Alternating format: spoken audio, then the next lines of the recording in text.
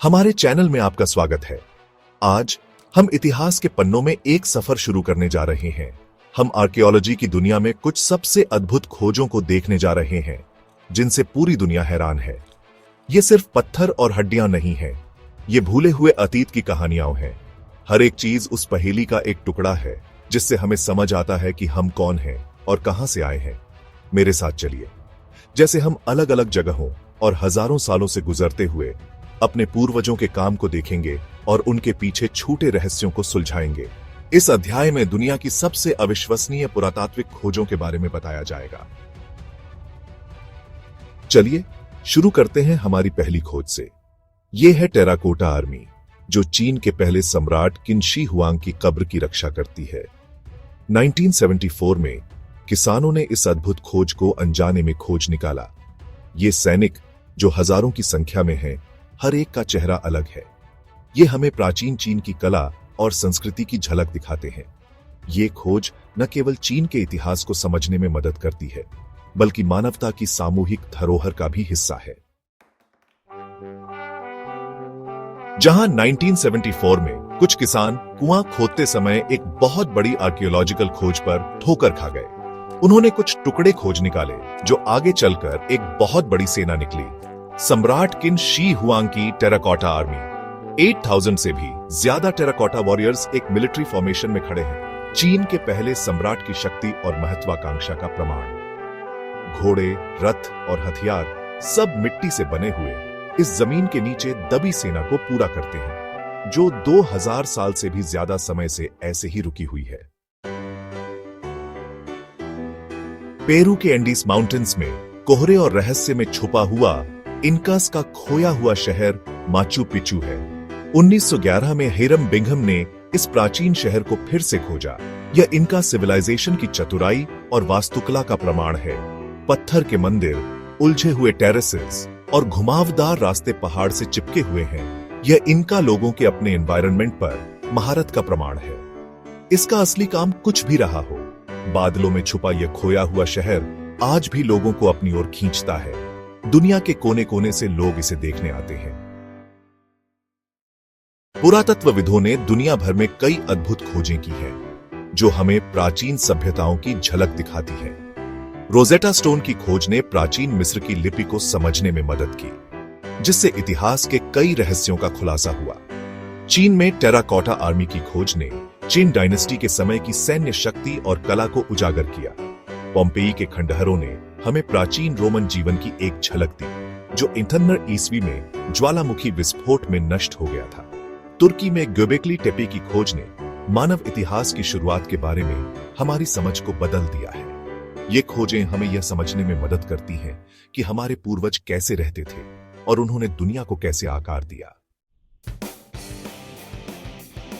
सन 79 AD में Roman शहर Pompeii का अंत बहुत ही भयानक हुआ था, जब माउंट वेसुवियस फट गया और शहर और उसके लोगों को ज्वालामुखी की राख के नीचे दबा दिया। कई सदियों तक पोम्पेई दबा रहा, एक भूला हुआ शहर समय में जमा हुआ।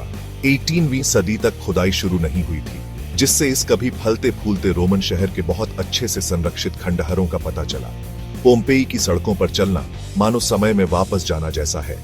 हम रथ के पहियों के निशान देख सकते हैं, घरों की दीवारों पर लगे हुए फीके भित्ति चित्र, और यहां तक कि पोम्पेई के बदकिस्मत नागरिकों के प्लास्टर के सांचे भी उनके आखिरी पल कठोर राख में कैद हो गए।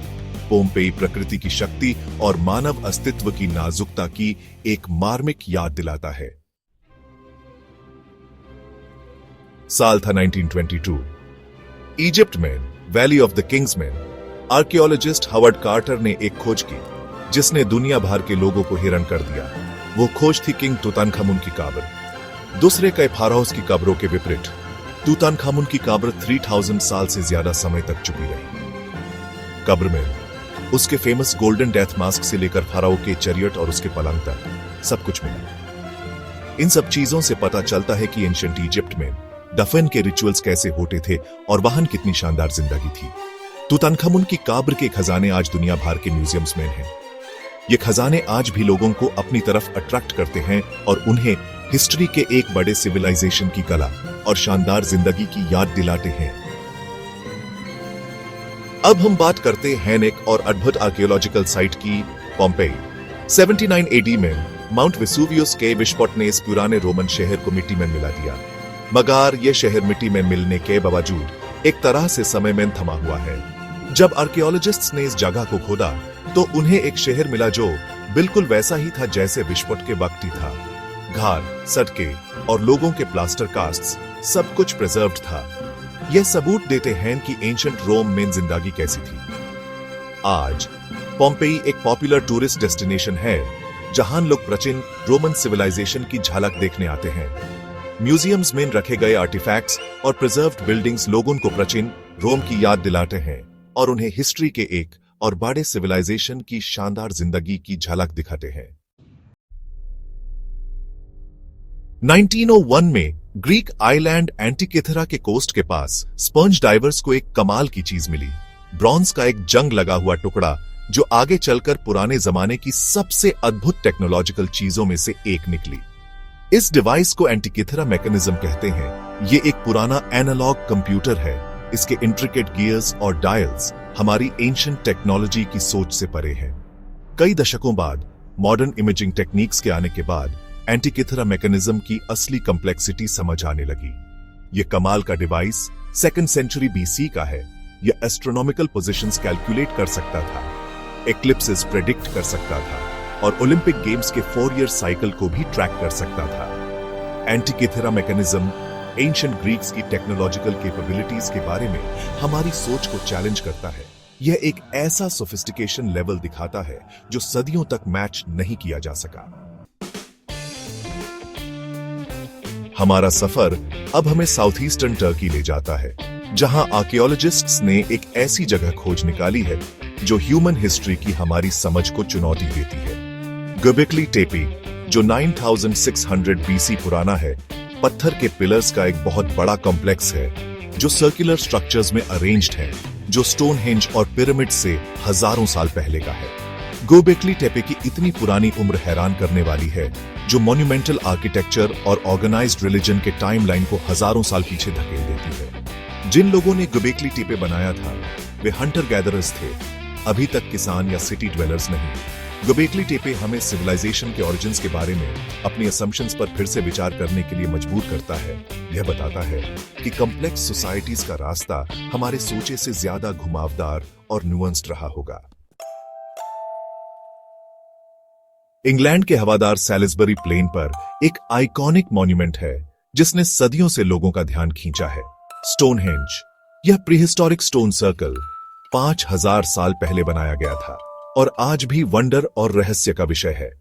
स्टोनहेंज का असली मतलब आज तक रहस्य में डूबा हुआ है। हालांकि माना जाता है कि यह एक रिलीजियस जगह, एक एस्ट्रोनॉमिकल ऑब्जर्वेटरी या शायद दोनों रहा होगा। इसका सॉल्स्टिसेस के साथ अलाइनमेंट नेचर के साइकिल्स के साथ एक गहरा संबंध दर्शाता है, जबकि इस मॉन्यूमेंट का विशाल आकार इसे बनाने वाले लोगों के कम्युनल एफर्ट और शेयर्ड बिलीफ्स को दिखाता है।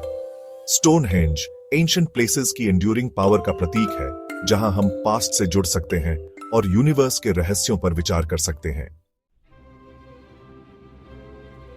हमारा सफर पिरामिड्स ऑफ गीजा के साए में खत्म होता है, शायद दुनिया के सबसे आइकॉनिक आर्कियोलॉजिकल साइट्स। ये बड़े बड़े टूम्स जो एंशिएंट इजिप्ट के फेरोज के लिए बनाए गए थे, इंसानी हुनर और महत्वाकांक्षा के निशानी है। फेरो खुफू के लिए बनाया गया great pyramid of Giza 3 main pyramids में सबसे पुराना और सबसे बड़ा है। इसके अंदर के कमरे और रास्ते एंशिएंट इजिप्शियंस के आर्किटेक्चरल जीनियस को दिखाते हैं। सदियों से पिरामिड्स ने लोगों को हैरान किया है। इनका साइज और प्रिसिजन आज के इंजीनियर्स को भी कंफ्यूज करता है। ये इंसानी विश्वास की ताकत, मौत को धोखा देने और अमृता पाने की इच्छा की निशानी है।